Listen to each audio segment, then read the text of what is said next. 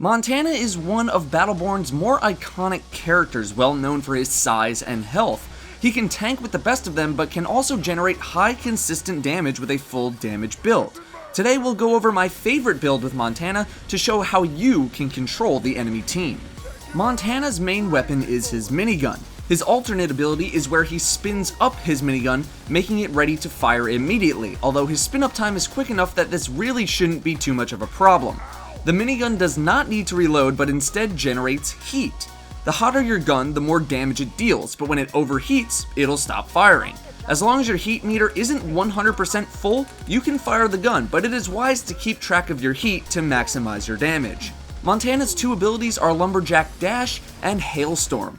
Lumberjack Dash launches Montana forward, hitting the first enemy he touches and launches that enemy backwards. If that enemy hits a wall or another enemy player, they'll be stunned for 1 second. Finding targets close to walls or orientating yourself so that you launch a target into a wall is a big part of using this ability well, although with an augment, you can send targets straight up as opposed to straight backwards. Hailstorm loads in special ammo that slows targets and uses less heat per shot, while also reducing the damage Montana takes by 30%.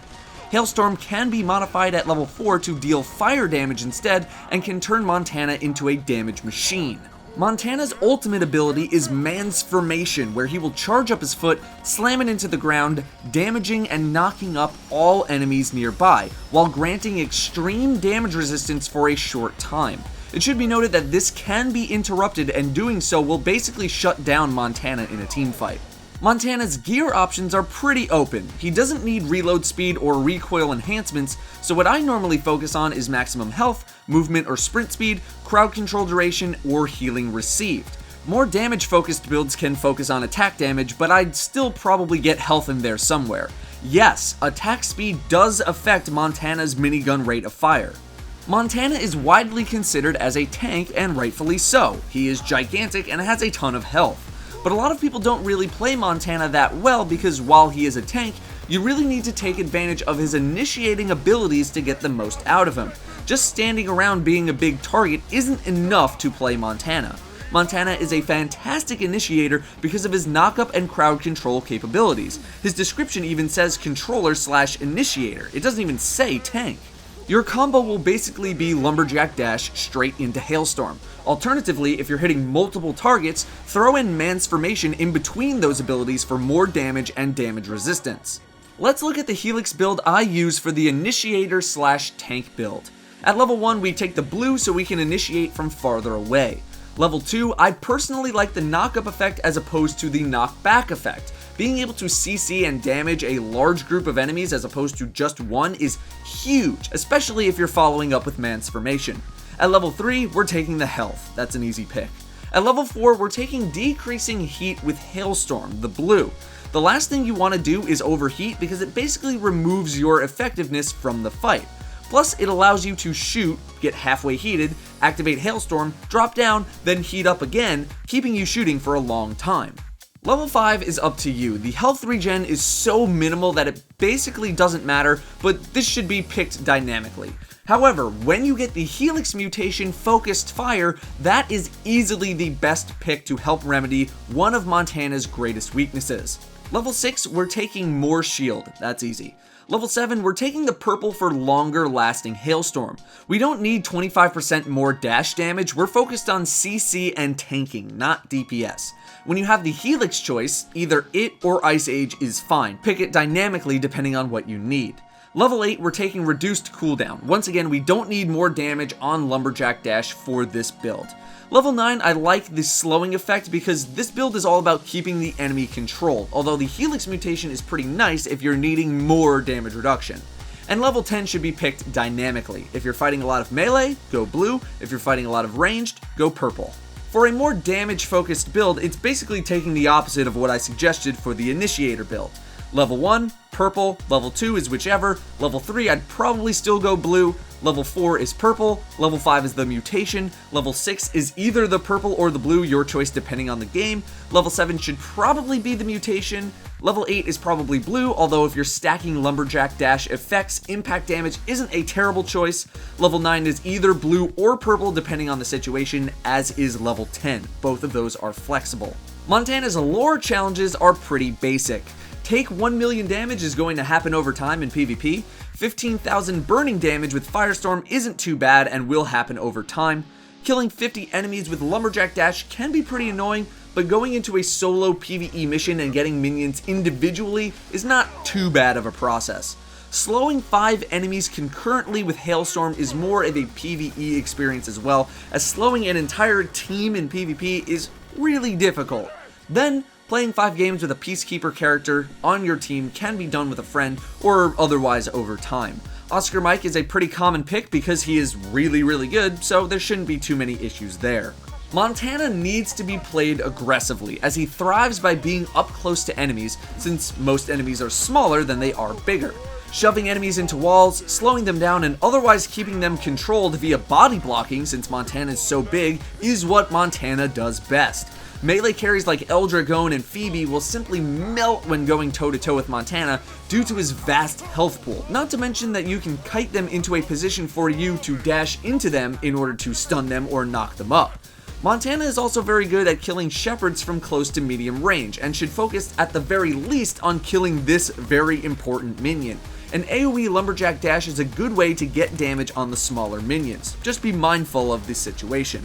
Montana, much like Isaac, has a huge weakness. He is gigantic, one of the biggest characters in the game, if not the biggest.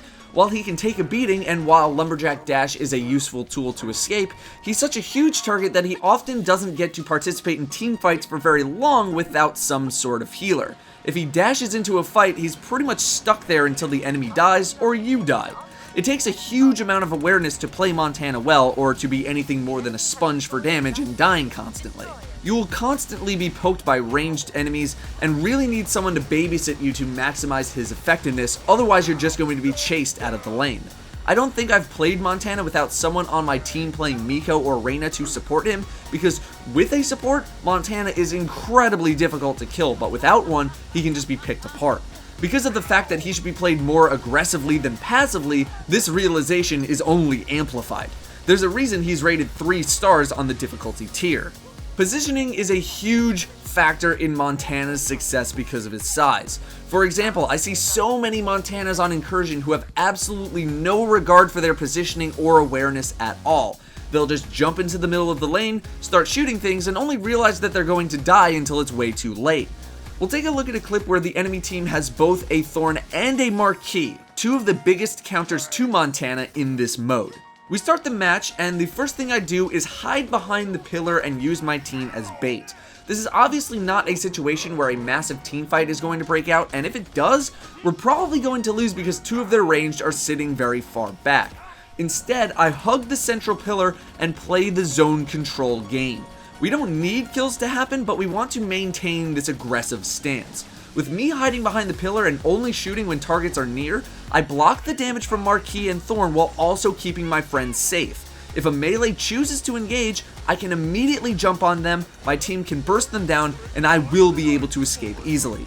Montana needs to be mindful of the enemy team and his positioning more so than any other character in the game. Since Montana can be so crucial in starting team fights, you need to have a good feel on when it's a good time to engage versus a bad time. Dashing in on every single opportunity you have is bound to get you killed at some point, and managing your dash cooldown, knowing when you should save it and when you should use it, is the difference maker between a good and bad Montana. Unfortunately, I can't just tell you when it's a good time to start a fight and when it's a bad time because there are so many variables at play. You need to factor in who is on your side of the map, who you are planning to attack, if you or they have support, when the next minion wave is coming, then you need to plan an escape route if you need it. There's a lot of stuff to think about and a lot of stuff that you need to calculate before you make a move. The more you play Montana, the more you'll get a feel for what opportunities you can take versus the ones that you maybe shouldn't take. A good rule of thumb is never go in alone. Montana's other weakness is the lack of ability to deal damage to smaller targets from range. If you're shooting at another Montana, a Shane and Oryx, an Isaac, someone like that, it's easy to just annihilate targets with damage. But when trying to hit smaller targets, you need to be significantly closer to those targets to actually do anything that will bother them. Melee characters will be easy to lay into, but that's because they're right next to you. There are Helix options to help you with the situation though, which is nice. However, I wouldn't try going toe-to-toe with someone like Thorn or Marquis unless they're right in your face. All in all, Montana is one of the best initiators in the game. His full combo sends the enemy team flying all over the place, while Montana himself takes massively reduced damage and can slow everyone he touches with Hailstorm. He can be one of the most tanky characters in the game. The problem is that without proper support, he can just as easily be melted down and struggles against smaller targets from range. However, with proper positioning and enemy awareness, he is an absolute nuisance and deals out pretty good damage to boot. Thank you all very much for watching, and I'll see you next time.